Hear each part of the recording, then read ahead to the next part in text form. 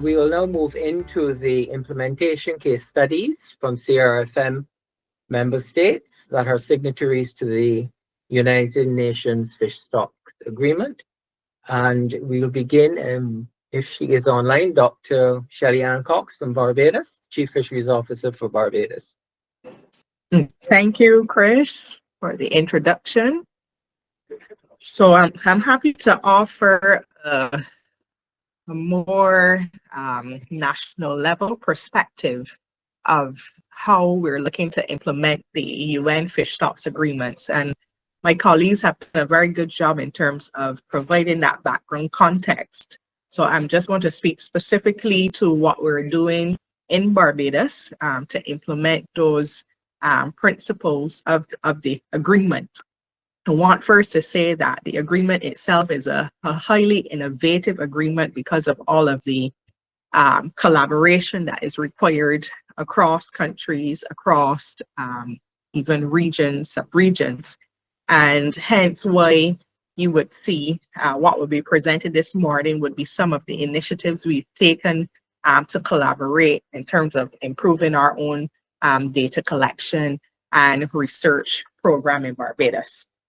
So as it relates to the highly migratory and straddling stocks, I listed a few here just for examples in terms of purposes. You would know that flying fish is a very important species for Barbados. We are the land of the flying fish, and it's a big part of our national identity. And we share this stock with others in the Eastern Caribbean. Our map, of course, on the left identifies the fish landing sites around the island and our nearshore coral reef resources. But going beyond those nearshore resources, our fleet ventures quite far out to sea in terms of going to harvest large pelagics, especially like tuna and swordfish. We do have a record of a vessel going 800 miles, but we will keep that map for ourselves. And that shows how far they have to go now as it relates to changing climate and other factors, but they are venturing quite far out. And, this brings to fore issues relating to conservation, even looking at areas beyond national jurisdiction. So these particular species are very important concern to us, and we know that the management and conservation of these species requires collaboration across countries. And although we have management measures in our country, we have to rely on neighboring countries to have, the similar management measures to make sure that the stock is available for future generations. Barbados ratified the UN Fish Stocks Agreement on the 22nd of September 2000. Since then, we did not have a, overhaul of our legislation and the Parent Act, but there were fisheries management regulations developed since then, and we are on the pathway towards proclamating the new Sustainable Fisheries Management and Development Suite of Laws, the Parent Bill and the Sister Bill. And those bills were presented to Cabinet on the 17th of October, and Cabinet would have approved those bills to be introduced into Parliament for debate. So we're getting quite close to seeing the new suite of laws being enacted. And these laws, of course, they align firstly with our national policy. I know Marion spoke to the Caribbean Regional Fisheries Policy, and our national policy does align with the principles there, but it's always tailored to our context and specific things that were outlined in the policy, as well as, national and international obligations are included in the suite of laws. Things relating to IUU fishing, transshipment. We have sections on licenses and permits, especially for vessels. And, the document itself is quite voluminous, as it's been described, but it is comprehensive in that it has to address the fishery sector along the value chain. We do have the parent bill that looks at pre and harvest, and our sister bill looks at the post-harvest sector. So the principles of the stocks must be aligned in there. And what's important too is that the regulations under these bills have outlined very important strategies to ensure that we get the data from fisher folk as it relates to improving our own data collection program, so that we have the data to inform decision making. While signing on to the Fish Stocks Agreement, Barbados soon ratified with ICAT, the International Commission on the Conservation of Atlantic Tuna, that same year. And since then, we have been fulfilling reporting requirements and ensuring compliance to the different recommendations of ICAT. And I think what's important as it relates to our participation in ICAT is, exposure to workshops as it relates to statistics and data limited stock assessment methods.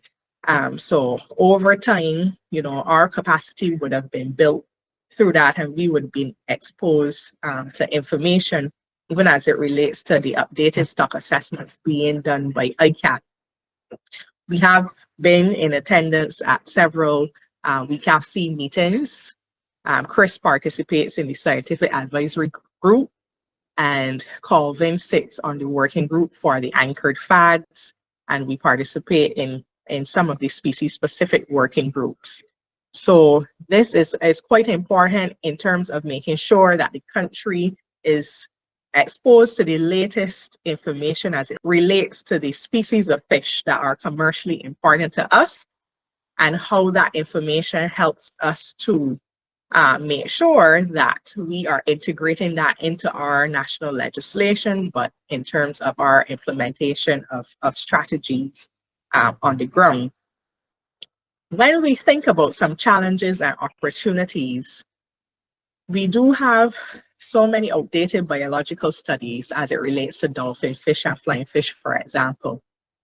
A lot of work that was done in Barbados was done in the 90s.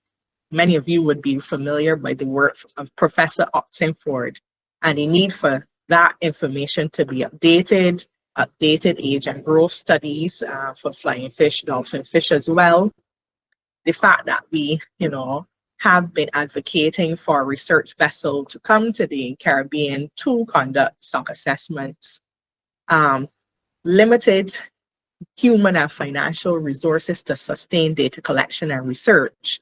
In Barbados, we have approximately 31 landing sites, and to be able to man those landing sites with data collectors is a challenge. And, for that reason, we can't cover the landing sites at the same, all at the same time. We have some data collectors that are stretched across 4 landing sites. So in that sense, we're doing the best we can and have to indicate and integrate raising factors.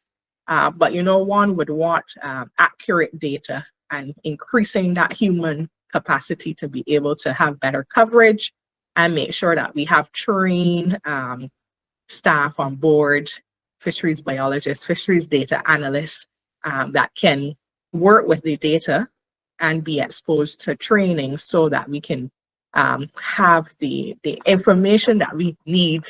And we refer to it as data-driven solutions because, to address the issues that we're facing, we need the information to make decisions.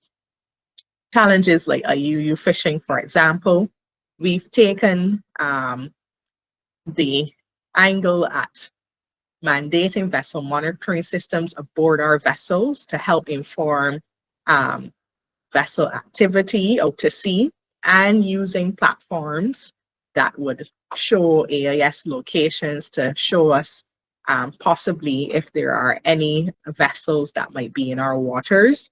The Blue Justice platform is one such, and we're exploring projects with Global Fishing Watch as well. The resources to support effective monitoring, control, and surveillance. Although we work very closely with our Coast Guard, and the Coast Guard does have limits as it relates to their fleet size, and monitoring, of course, in a large EEZ like that we have, they might be limited in terms of the amount of surveillance that they can do within such a large area.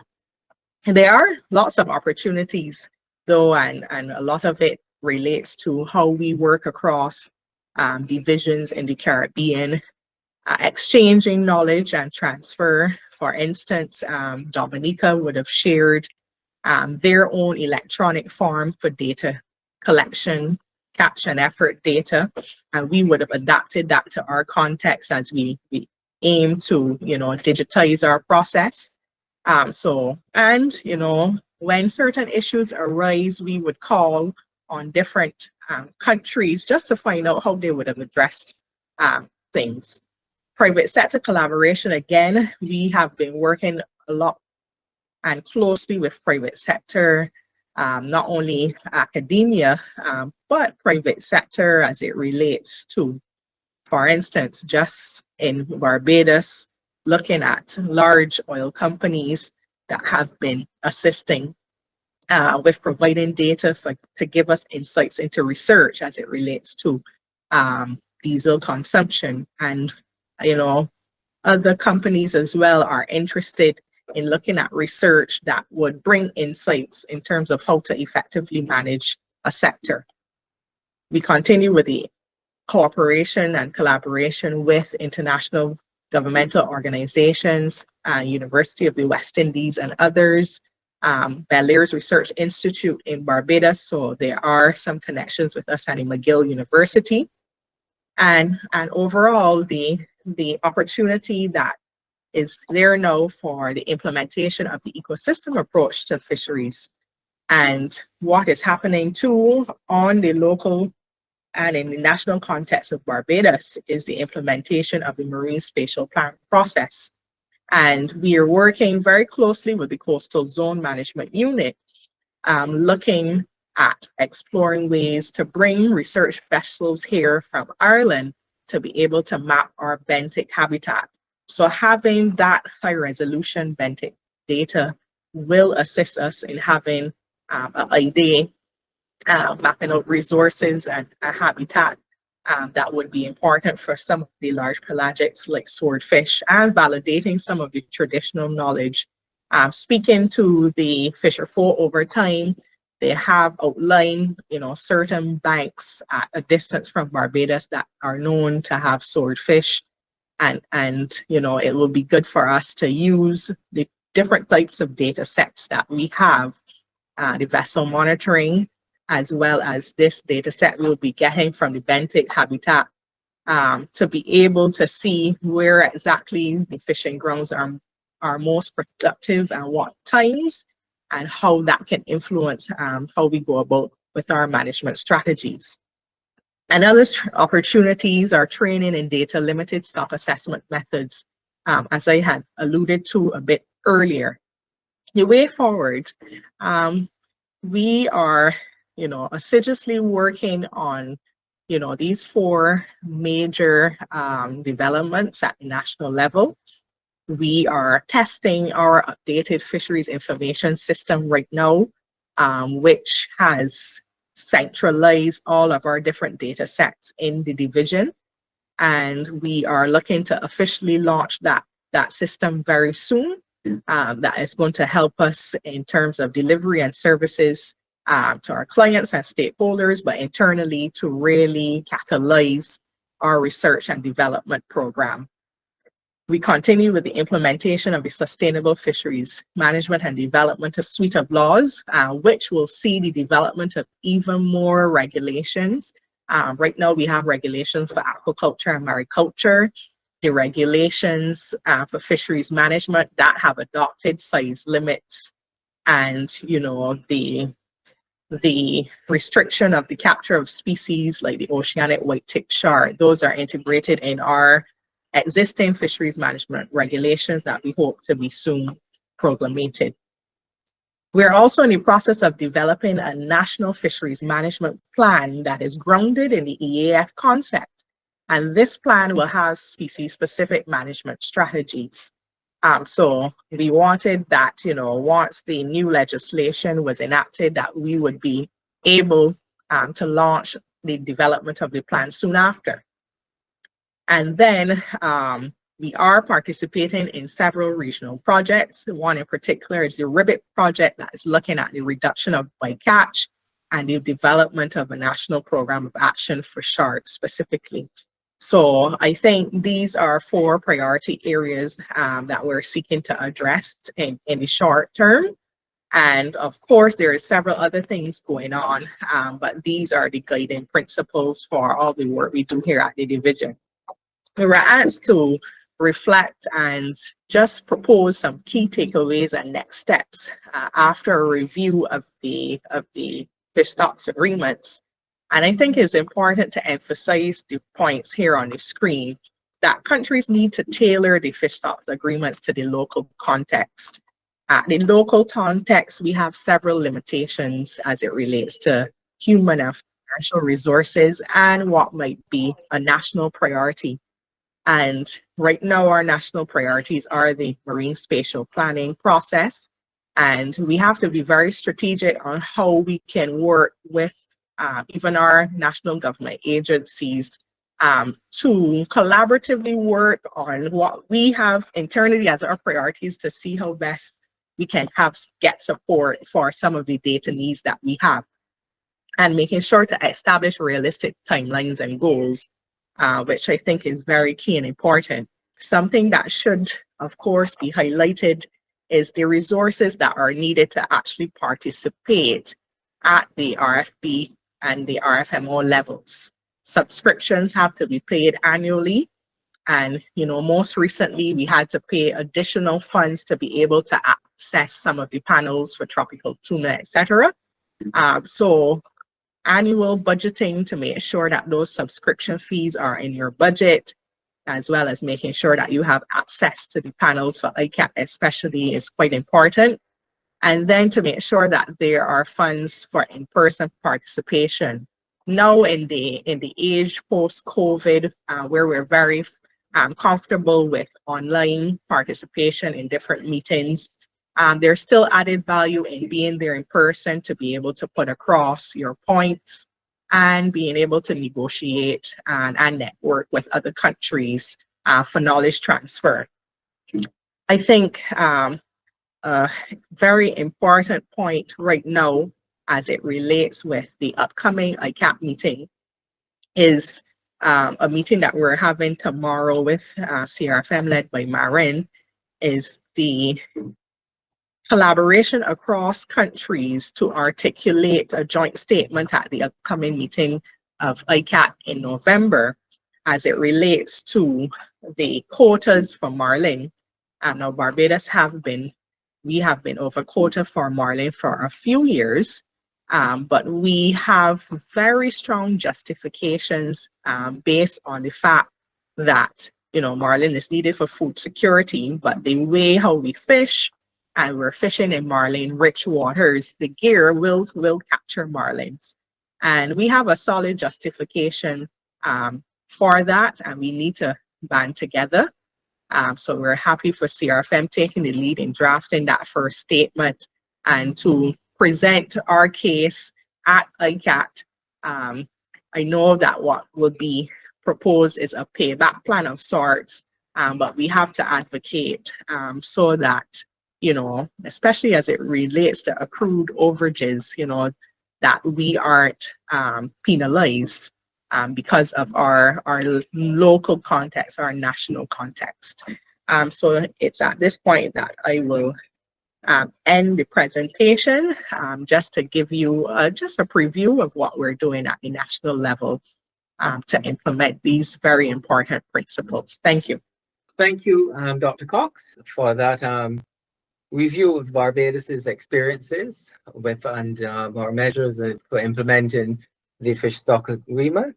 And I would like to pass the floor over to Mr. Robert Robinson, Deputy Director of the Belize High Seas Fisheries Unit, to basically give us the Belize experiences in relation to implementation of the fish stock agreement. Thank you very much, Chris. It's an honor and a pleasure for me to be sharing Belize's experience of the implementation of the United Nations Fish Stocks Agreement. The previous speakers already spoke about the high-level overview of this agreement, but I will just reiterate here for context. So, where this agreement is specifically designed to put in place measures for the management of straddling and highly migratory fish stocks, countries that are parties to this agreement are required to implement it in their domestic legislation. And the straddling fish stocks, like Mr. Emery mentioned earlier, occurs in the edge of a country's fisheries jurisdiction, whereas the highly migratory stocks traverse vast areas of ocean space. Some of the species that are of particular importance to Belize are the tropical tuna species as well as the billfishes. So these are important in different contexts. Mr. Houghton alluded to the fact that Belize operates an open register, and as such, we have both a domestic, largely artisanal fishery, as well as an industrial high seas or distant water fisheries. And in our distant water fisheries, tropical tunas are of primary significance to our fishing fleet. And these species comprise of yellowfin, skipjack, and big-eyed tunas. In our domestic fisheries, billfishes such as marlins and swordfish are of primary importance. And this is particularly the case in our sport and recreational fisheries that interact quite a bit with marlins and swordfish.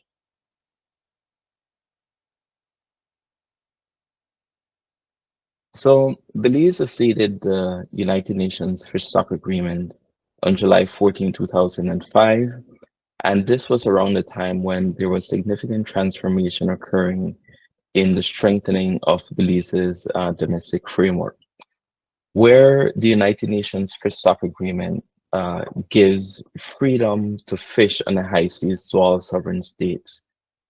It also gives duties to those states that participate in those fisheries to cooperate with other countries in order to properly manage those fish stocks. And this is set out in Article 63 and 64 of the Convention of the United Nations Convention on the Law of the Sea. And the United Nations Fish Stock Agreement specifically names regional fisheries management organizations and arrangements as the vehicles for that cooperation.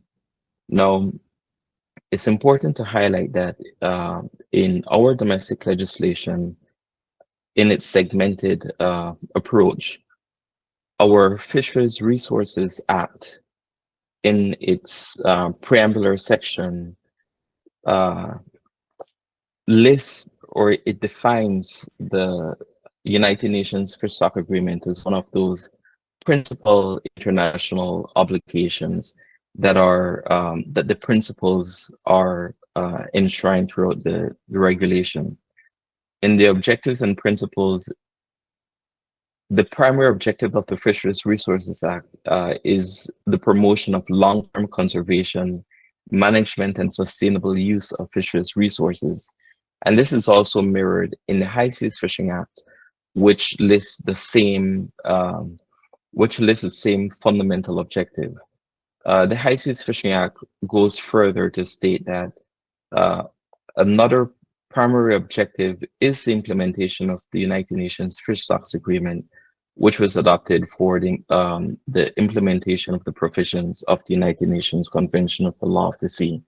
So you will see that there is a demonstration on the part of Belize to really take seriously these obligations that are enshrined in international law and establishes new principles for management and for the sustainable use of our global marine resources. So Belize participates in several regional fisheries management organizations and regional fisheries bodies. And these include the International Commission for the Conservation of Atlantic Tunas, ICAT for short, which has jurisdiction in the Atlantic Ocean and adjacent seas. This RFMO specifically regulates tuna and shark species, and Belize has been a member of ICAT since July 2005, which is right around the time that we became a member of the United Nations Fish Stocks Agreement. We're also members of the Inter-American Tropical Tuna Commission, which has its area of competence in the Eastern Pacific Ocean, and Belize became a member of this RFMO in June of 2007. In the case of the South Pacific Regional Fisheries Management Organization, Belize was a founding member of this organization, which had its preparatory conference leading up to 2010, where it adopted the text of the treaty, the treaty text. And it entered into force in August of 2012, and Belize became a member in the same year. However, due to circumstances, external political circumstances, Belize was forced to withdraw from this RFMO and focus on areas in its immediate competence. We did, however, after doing much work in the revision of our domestic legislation and strengthening those regulatory and institutional gaps, we were able to rejoin this organization in February of 2023. By virtue of our participation in or being a member of CARICOM, we are a member of the Caribbean Regional Fisheries Mechanism, which advises on policy, as Dr. SHELLY-ANN, Miss Marion mentioned earlier, in our common fisheries policy.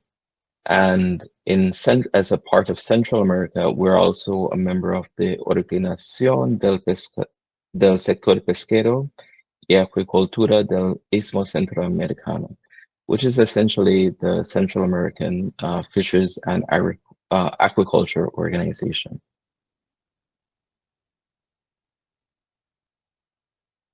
Some of the challenges that Belize has had in the implementation of the United Nations Fish Stock Agreement is monitoring and enforcement of the provisions of this agreement.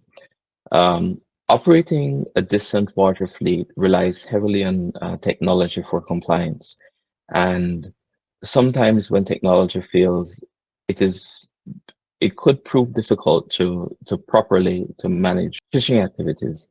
But this is the nature of distant water fisheries, and all nations that participate in distant water fisheries or high seas fisheries utilizes the very same technologies that Belize uses.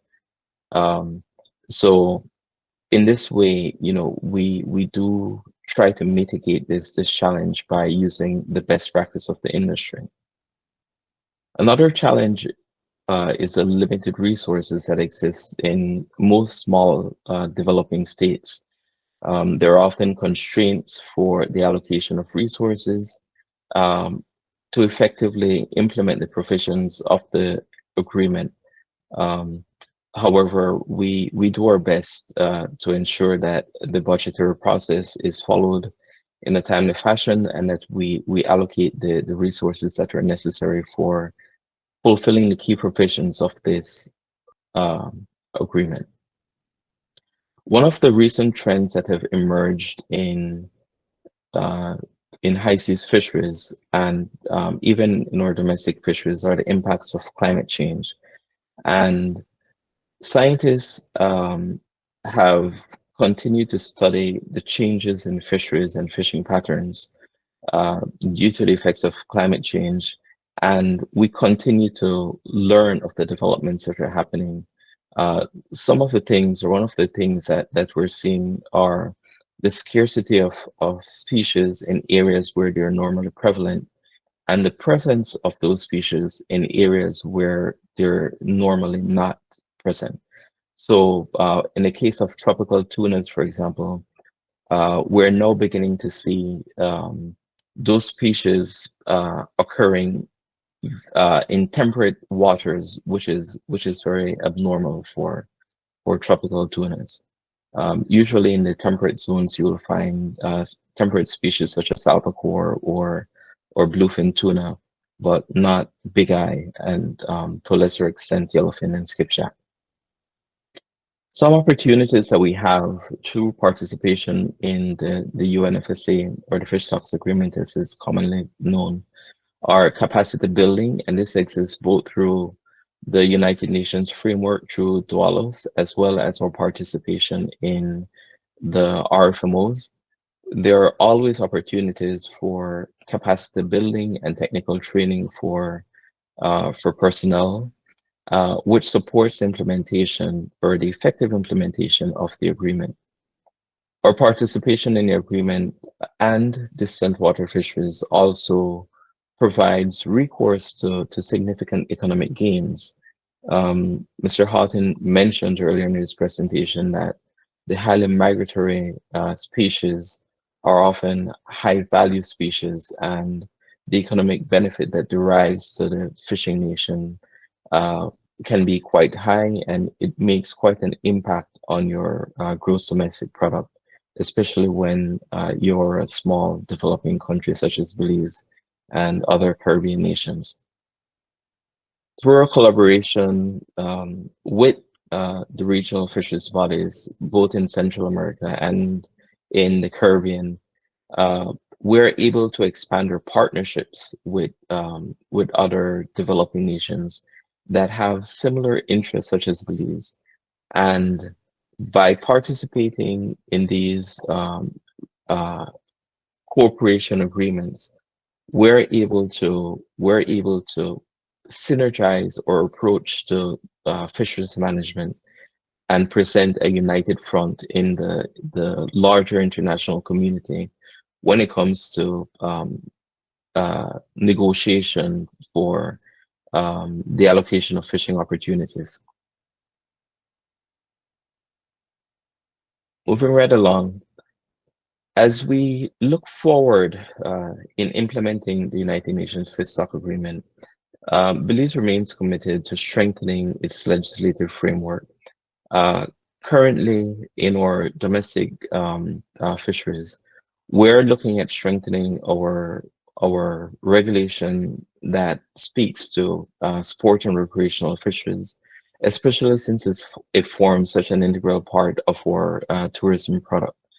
Um, we're also looking at our subsidiary regulations that addresses the conservation and management of other fish stocks in Belize's fisheries jurisdiction, so that we can maximize the use of those fishes resources.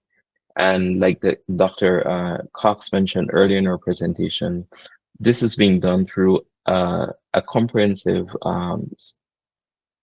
marine spatial planning process, where maritime zones are being designated for certain uses, and conservation and biodiversity zones are identified for the effective management of our resources. We also endeavor to integrate technology into the way we manage our fisheries. We use satellite tracking so that we can monitor our distant water fleet, and our domestic fisheries is now looking at solutions for monitoring our artisanal vessels through the use of satellite technology, as well as with network technology, GSM network technology. We're implementing an electronic monitoring program with funding support from the Belize Fund for a Sustainable Future. And this will help us to have very good overview over the operations of our vessels operating in distant waters. And of course, data analytics is very important, as having the data and not using it is practically useless. And as we implement electronic monitoring, we will be using artificial intelligence to help us identify certain or potential issues of non-compliance, which will be further reviewed by a data reviewer in order to take immediate action once any issues of non-compliance is identified. We must always look to our corporation in regional fisheries management organizations and fisheries bodies, as these are the vehicles that are identified for the corporation for the management of our international fisheries resources. And as we increase our involvement in these organizations, we continue to develop our institutional capacity and develop regional synergies on conservation strategies to be employed in these international bodies. So in concluding, I'd like to leave you with some key takeaways from Belize's perspective in implementing the fish stocks agreement. You would have seen in my presentation that we remain committed, dedicated to the implementation of the objectives of the fish stocks agreement, including the precautionary approach and the ecosystems approach to fisheries management, which are enshrined in our domestic legislation, or participation in regional fisheries management organizations and RFVs, which plays a pivotal role in sustainable fisheries management as a designated vehicle for international cooperation. Our participation is crucial, and we continue to advocate for all the members of those bodies to participate in the international framework. And finally, there always has to be a balanced approach to conservation and fisheries management, where fisheries resources has to be sustainably managed. We also have to remember that the reason for participation is to provide food security for our people, as well as to develop and diversify our economies. And when we utilize our fisheries or shared fisheries resources for these goals in the right manner that is outlined in the fish stocks agreement, we're able to achieve this harmonized balance to fisheries management. And with that, I thank you for your attention, and I turn it back over to our moderator, Mr. Parker. Thank you. Thank you very much, Mr. Robinson, for sharing your Belize's experiences. I see a lot of applause going up, justified. Right now, we're going to have a short session whereby everyone can raise any questions, ask any questions in relation to basically what has happened before, what presenters have presented, or in general. At the moment, so it's a discussion. I could start off with Risha Ali, and I see in the chat has raised the question if well, first of all, she says, good morning all, very insightful and informative presentations. And she would like to know, how do these initiatives align with the regional UBEC project? I mean, I can address it from a very generic point of view, but I think probably our colleagues from CRFM may have some more detailed approaches. But generally, the fish stocks agreement, at the core of the blue economy is the concept of sustainability, and in order for states to enjoy the full benefits of developing their ocean economic sectors in a sustainable way, they need to put in place the appropriate mechanisms at the national level, at the regional level, to ensure that all ocean sectors, including fisheries is sustainable. And the other thing that I would mention is that the fisheries, the fish stocks agreement also includes broader considerations of taking care of the ecosystems, protecting biodiversity, and these are some of the general principles that I mentioned earlier. And so it does have somewhat of a blue economy perspective. I also wanted to ask a question. I know that we should also be having presentations by ICAT and WCPFC. Are these afterwards? Yes, correct. Okay. Yeah, but we'll have this short discussion session now, and then we will go into those and have yet another discussion session at the end. Just to clarify. Yeah. Okay. Maureen has her hand up. I was going to respond to Risha, but she said it addressed her concern. But I know for some of the countries, they will be looking at things like developing their pelagic fisheries. And Sure. of course, these would be some of the transboundary resources. So the UNFSA would have relevance in the development of these fisheries. Thanks. Okay, thank you. Caroline Henry had a direct question for Mr. Robinson. What data is collected by the government of Belize regarding the capture of tunas and billfish in Belizean waters? Thank you for that question, Ms. Henry.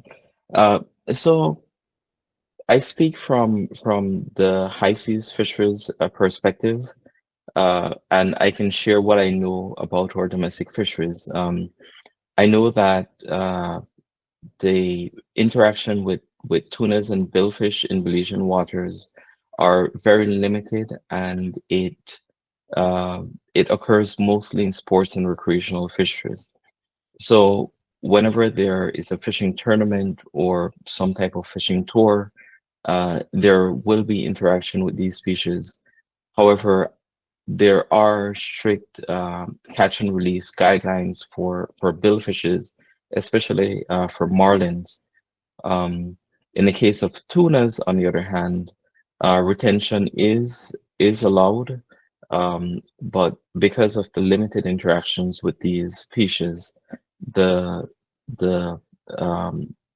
fishing mortality that arises from this fishery is very minimal, and it's negligible compared to the important fishery, which is our distant water fishery that collects comprehensive biological and statistical fisheries data that is reported to the relevant regional fisheries management organization.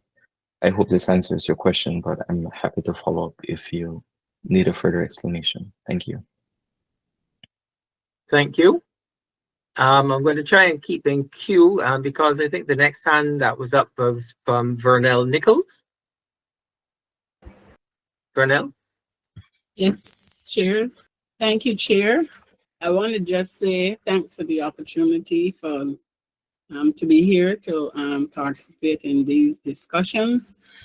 And I must say that in listening to all the presentations so far, they were excellent, and I did enjoy hearing the work that is being done or that is about to happen. But my perspective is on the fisher folks, and most of you that know me would know that I'm always advocating and agitating for the inclusion of our fisher folk in a lot of these type of discussions and projects or implementation of projects. And I do hope that, you know, what I'm about to say will be taken in the context in which I hope I'm intended for it to happen. I speak not only for me as president of the Fish Folk in Barbados, but also as a member of the CNFO. And we in CNFO, we understand the relevance and the need to be marrying the fisher folk, the fishing industry with science. And I know that most of you and most of the presentations that are being done a lot of it is scientific also. So I have some questions and some comments, and it is not for no specific persons. But my first question would be for the CNFO and for the implementation of this this particular project or whatever we call it. How does the CNFO fit into this, and what can be all relevant to working with you all to implement the guidelines that you're talking about? What is our relevance? How can we fit into assisting? In CNFO, we have one of our executive officers is a fisheries liaison officer, and I'm sure that he can be included through the CNFO to work or participate in which area that we can work to assist you all. I heard talk about capacity building, and I'm wondering if this capacity building that's being spoken of is only for the relevant authorities, or if in the CNFO or the Fisher participation in this, how can we also our capacity to be built in order to help. So when I'm speaking, I'm talking about our involvement and whatever it is that is to happen, and whatever it is that we can do to make input into these discussions or implementation, I should say. Barbados has participated in the DigiFish under Dr. Cox, Barnufo, and it was an excellent project. I'm certain that where the data is concerned, yes, Dr. Cox has mentioned where Barbados' position is on that. But I'm also asking, how can fishers be engaged? Now, one of my pet peeves on a lot of discussions when it comes into these type of things is the fisher folk involvement. We collect data, we hand it over. How then is this data, how is this project going to involve us in terms of us hearing and knowing what is happening, not just giving the information, but getting back our involvement. And yes, we're moving forward in marine spatial planning, and therefore we are having some meetings going on, and Fishport here is involved in a lot of them. But I am not only speaking about Barbados, I'm speaking regional. How does the fisher folk, I guess that would be my ultimate question, how does the fisher folk fit into what it is that is being discussed and the implementation of this strategy, this fish stock, especially since we are the people who benefit and who look forward to it for our livelihood. Okay, Thank you. Thank you, Vernell. Just in general, I will say that fostering good working relationships, I mean, in terms of participation in fisheries management decisions and fisheries management in general with stakeholders is a vital part of good management. And I think that's where we are moving towards in the Caribbean, to ensure that we have that stakeholder participation in terms to make sure that what is done is also not only with a blessing of the stakeholders, but comes from them in terms of managing, because that's a vital step in good sustainable fisheries management. So I will just say that. In terms of this specific project that will be discussed in the next session. So if you would maybe hold your questions till later. I don't know if anybody else wants to address anything that Vernell had said. Yeah, just very, very briefly to highlight that, the fish stocks agreement does contain several provisions that are specifically addressed to fishers and artisanal fishers and subsistence fishers. And for example, one of the general principles is that in managing these stocks, the state's parties need to take into account the interests of artisanal and subsistence fishers. And then in the allocation of quotas. RFMOs need to consider the needs of coastal fishing communities, which are dependent mainly on fishing for the stocks. But these provisions get implemented by the states parties and by the relevant RFMOs. And we'll come back to the project per se later on in the session, but just to make you aware of those provisions. And these are things that, you know, fishing communities can point to as bases for including them in discussions. So thank you. Thank you, Mr. Amory. The next person, I think, is Jerry Jermaine Ino, who has his hand raised. Yes, good morning or good afternoon, and very informative presentations. I just wanted to add to the first question in the chat as it relates to the alignment of the UN Fish Stock Agreement with the UBEC project. Article 5 and 6 of the Fish Stock Agreements basically outlines some of the guiding principles of the UBEC project, which is part of it that we are working on is ensuring that we have sustainable utilization of our resources.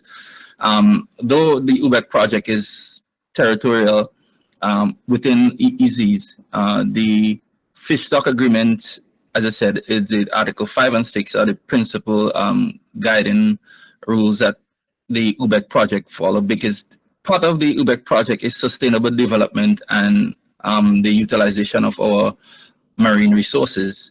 For us in Grenada, I think our Chief Fisheries Officer is on as well.